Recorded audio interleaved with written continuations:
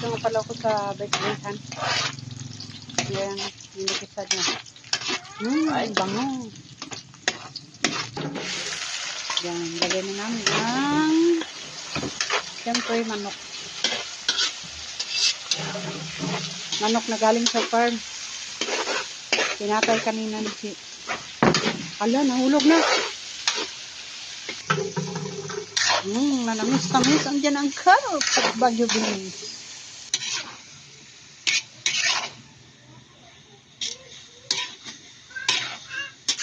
Dito lang kasimple magluto ng pansit.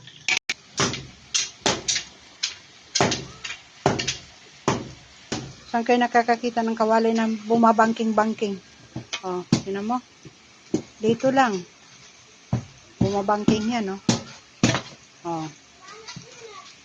Tapos yan yung pangluluto, kahoy. Diba? Ayun na, bubuhusan na niya ng toyo. Toyong expired.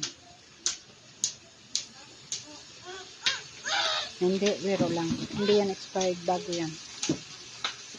Ang gamit namin ay dating puti. Yan. Talaga naman malampas na akong apoy.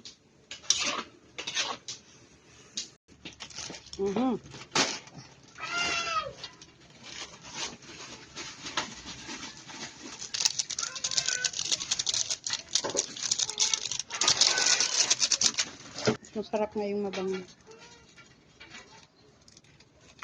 Happy birthday, princess. Wala dito. Happy birthday, princess. Hindi pa dumating. Happy birthday, happy birthday.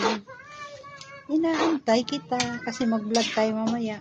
Naubos na ang mga gulay.